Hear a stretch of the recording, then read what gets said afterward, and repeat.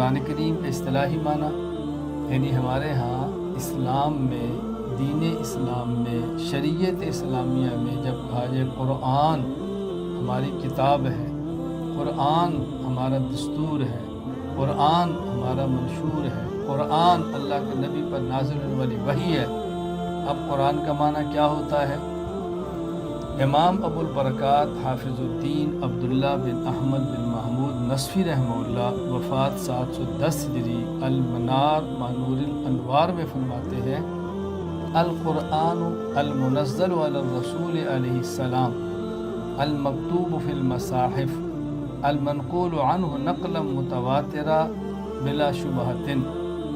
قرآن کریم وہ اللہ کا کلام ہے جو رسول اکرم صلی اللہ علیہ وسلم پر تھوڑا تھوڑا کر کے نازل ہوا۔ ایک ہوتا ہے المنزل اکٹھا نازل ہونا، ایک المنزل تنزیل سے تھوڑا تھوڑا کر کے نازل ہوا۔ المکتوب فی المصاحف، اور یہ مصحف کہتے ہیں جو دو گتوں کے درمیان کاغذ کا مجموعہ ہے، یہ مصحف ہے جو اس مصاحف میں لکھا ہوا ہے۔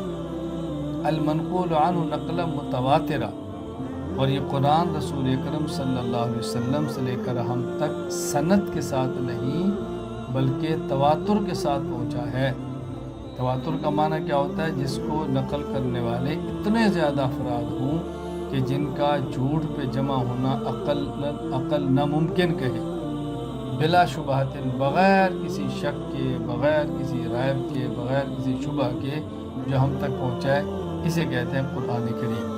تو قرآن کریم کا لغوی معنی اور قرآن کریم کا اصطلاحی معنی، تو یہ ہم نے کہا قرآن ہمارے پاس نقل متواتر کے ساتھ پہنچا ہے۔ یہاں درمیان میں تمام طلباء، طالبات، علماء، عالمات ایک بات یہ نشین فرما لیں کہ جہاں تواتر ہوتا ہے وہاں سند کی ضرورت نہیں رہتی۔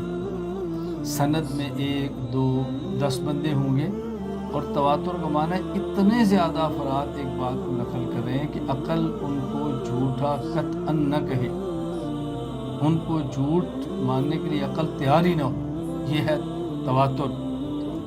تو تواتر میں سند کی حاجت نہیں ہوتی۔ بحمد اللہ تعالی ہماری جو فقہ ہے، فقہ حنفی، یہ ہم تک تواتر کے ساتھ پہنچی ہے، یہ سند کی محتاج نہیں ہے۔ میں یہ بات اس لیے کہتا ہوں کہ بس اوقات لوگ بلا وجہ خرابیاں پیدا کرتے ہیں، فساد پھیلاتے ہیں۔ ایک شخص نے مجھ سے پوچھا اور بڑے عجیب انداز میں سوال کیا کہ حاجی مولانا صاحب جو فقہ حنفی ہے جو آپ کے پاس موجود ہے، اگر آپ اس فقہ حنفی کے مسائل کو اپنے امام ابو حنیفہ رحمہ اللہ سے صحیح سند کے ساتھ ثابت کر دیں تو میں مقلد امام ابو حنیفہ کا بن کر حنفی کہلوانے کے لیے تیار ہوں۔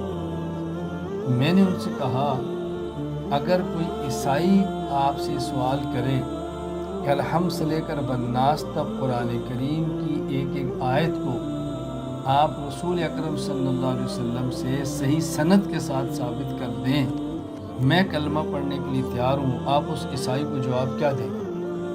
اس نے کہا میں عیسائی کو جواب دوں گا کہ یہ قرآن ہمارے پاس تواتر کے ساتھ آیا ہے، اور جو چیز تواتر کے ساتھ آئے وہ سند کی محتاج نہیں ہوتی۔ میں نے کہا اسی طرح فقہ حنفی امام ابو حنیفہ سے لے کر ہم تک تواتر کے ساتھ پہنچی ہے، لہذا سند کی محتاج نہیں۔ سند وہاں ہوتی ہے جہاں تواتر نہ ہو، جہاں تواتر آ جائے وہاں سند کی ضرورت نہیں ہوتی۔ یہ اچھی طرح ذہن نشین فرما لیں۔ کبھی الجندر کو مبتلا نہیں ہونا۔ الحمدللہ تعالی ہمارے پاس جو فقہ ہے یہ فقہ حنفی ہے اور متواتر ہے۔